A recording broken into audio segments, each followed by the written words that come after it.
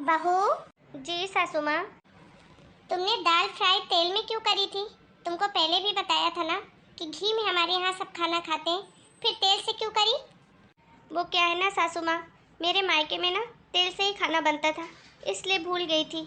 आगे से मैं ध्यान रखूंगी। अरे तुम्हारे मायके वाले गरीब भिखमंगे हैं तो मैं क्या करूँ?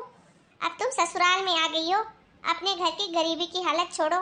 हमारे यहाँ कभी तेल से कोई खाना नहीं बनता, हम लोग शुद्ध घी का खाना बनते हैं। बताया था ना तुमको, लेकिन पता नहीं कहाँ रहता तुम्हारा ध्यान।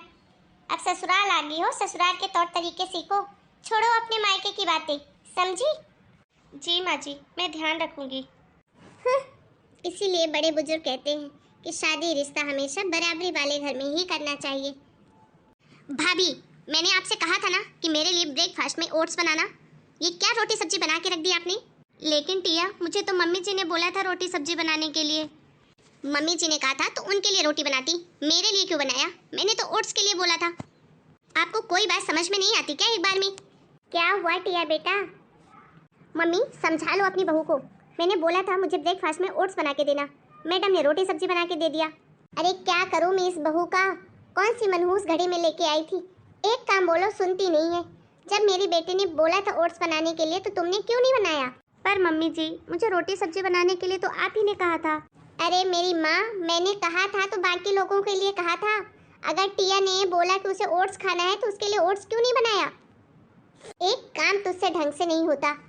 अरे तेरे माँ बाप ने इतना भी सिखा के नहीं भेजा कि ससुराल जाके सास ननद सबकी बातें सुननी पड़ती है और वो जो बोले वही करना पड़ता है। बस घर के दो काम कर लिए, रूखा सूखा बना के दे दिया और फिर महारानी की तरह सारा दिन आराम करती रहती है।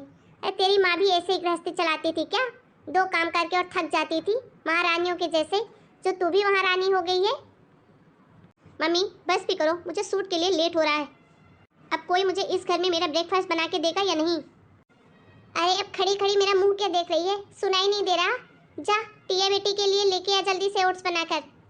तेरी जैसी फ्री नहीं है वो सारा दिन, उसे अपने सूट पे जाना है, समझी? अभी लाई। चलो, आज तो किचन का सारा काम टाइम से हो गया। कितने दिन हो गए माँ से बात किए हुए, आज जरा माँ से बात कर ही लेती हूँ। भाभी। अरे अब क्या हुआ देवर जी को? क्या हुआ देवर जी?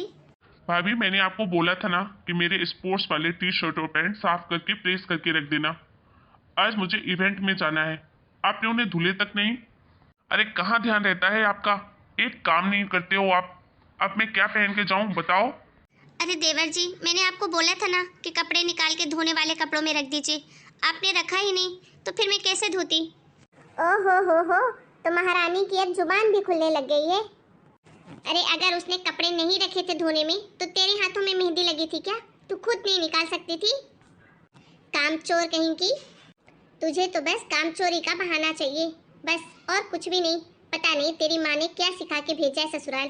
अरे बेटे को जब कुछ सिखाया ही नहीं था तो शादी करके किसी दूसरे के गले क्यों बांध दी? हे भगवान, जब से ये घर में आई है जब देखो शामत ही रहती है घर में, कोई काम ढंग से होता ही नहीं है। पर माँ जी, मैंने एक बार देवर जी के कपड़े निकाले थे धोने के लिए, तो आपने मुझे बहुत डांटा था कि तुम देवर की चीज़ों को हाथ क्यों लगाती हो, कोई सामान इधर से उधर हो जाएगा तो क्या करोगे? तो फिर मैं कैसे निकाल लेती?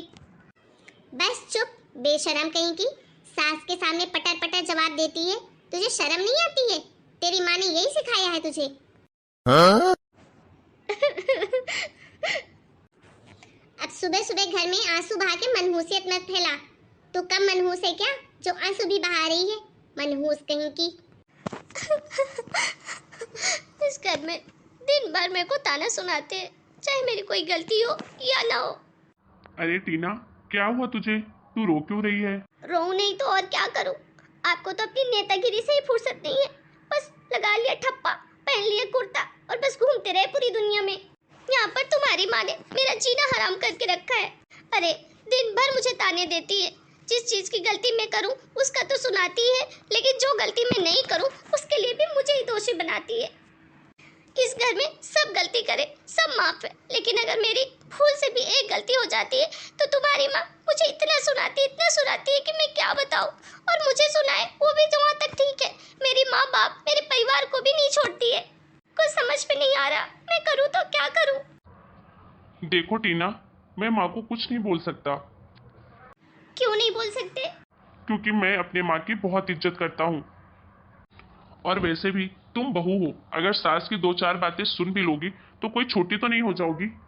अब ये रोना धोना बंद करो और चाय बनाकर 4-5 कप लाओ हॉल में, मेरे कुछ दोस्त आए हुए हैं, समझी? जब घर आओ घर में स्यापे ही सिपे, कभी माँ सुनाएगी तो कभी ये।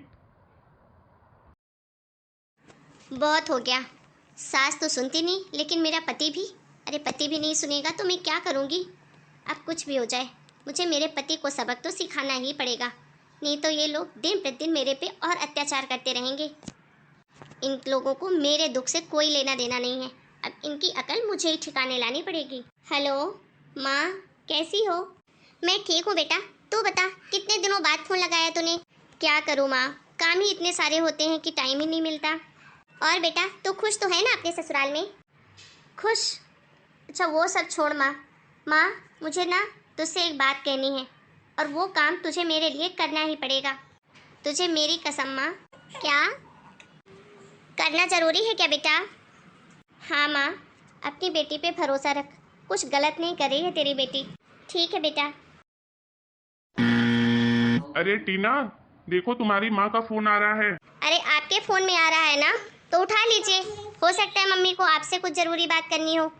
हेलो, प्रणाम माँ जी। ये क्या दामाद जी, आप कब से टीना को भेजने का बोल रहे थे? 3 महीने हो गए, अभी तक आपने भेजा ही नहीं। अरे अभी उसके माँ बाप जिंदा हैं, भाई बहन है, क्या उसका हक नहीं है उससे मिलने का? अरे मैंने अपनी बेटी की शादी की है, कोई गुलामी करने के लिए नहीं भेजा है आपके पास, जो आप उसे मिलने तक नहीं भेज सकते हो। पर माँ जी, अगर टीना वहाँ चली जाएगी तो यहाँ का काम कौन करेगा? क्यों, जब टीना की शादी नहीं हुई थी तो आपके घर का काम कौन करता था? मेरी बेटी नौकरानी है क्या आपके घर की? आप जल्दी से जल्दी टीना को मायके भेजिए। रखती हूँ। टीना, जी क्या हुआ? तुम्हारी माँ को अचानक से हो क्या गया है? किस तरीके से मुझसे बात कर रही थी? क्यों, ऐसा क्या कह दिया माँ ने? अरे वो मुझसे इतना रूडली बात कर रही थी कि मेरी बात कोई सुनने के लिए तैयार ही नहीं थी। अरे ऐसे भी कोई अपने दामाद से बात करता है? देखो, मैं तुम्हारे माँ की बहुत इज्जत करता हूँ, इसलिए मैंने कुछ बोला नहीं, लेकिन आइंदा अपनी माँ को समझा देना। देखिए मुझे माफ़ कीजिए, मैं अपनी माँ को कुछ नहीं बोल सकती। क्यों भला?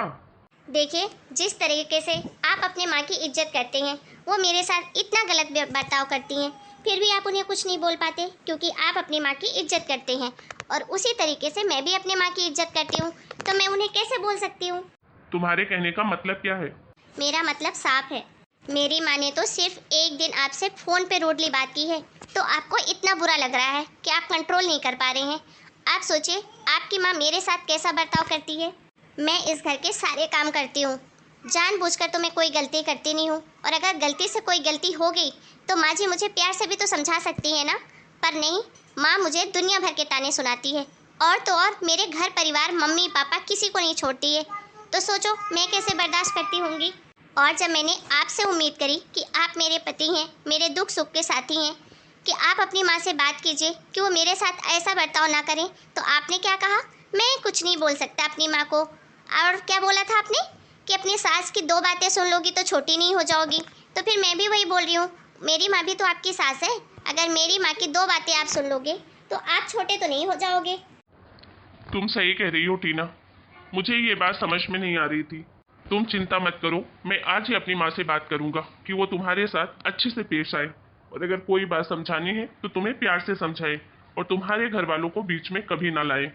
बस यही समझाने के लिए मुझे ये सब करना पड़ा।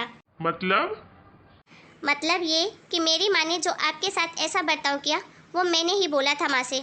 माँ तो मना कर रही थी कि मुझसे नहीं हो पाएगा, मैं दामाद जी से ऐसे बात कैसे कर सकती हूँ, पर मैंने ही अपनी कसम देकर माँ को बोला था कि तुम्हें ऐसा ही करना है। अच्छा, तो ये तुम्हारी प्लानिंग थी? क्या करूँ, सीधी बात आपको समझ में ही नहीं आ रही थी। खैर मेरी माँ की तरफ से मैं आपसे माफ़ी मांगती हूँ। मेरी माँ के लिए कोई भी गलत ख्याल नहीं रखिएगा मन में, मेरी माँ बहुत अच्छी है। चलो कोई बात नहीं, जो किया तुमने नेक इरादे से किया। मैं अभी जाके मम्मी से बात करता हूँ। हेलो दोस्तों, कैसे हैं आप सब? आपको हमारी आज की ये स्टोरी कैसी लगी प्लीज़ हमें कमेंट करके ज़रूर बताइए, और अगर चैनल को सब्सक्राइब नहीं किया है तो प्लीज़ सब्सक्राइब करें। मिलते हैं एक नए वीडियो में एक नई कहानी के साथ, तब तक के लिए आप सभी को राम राम।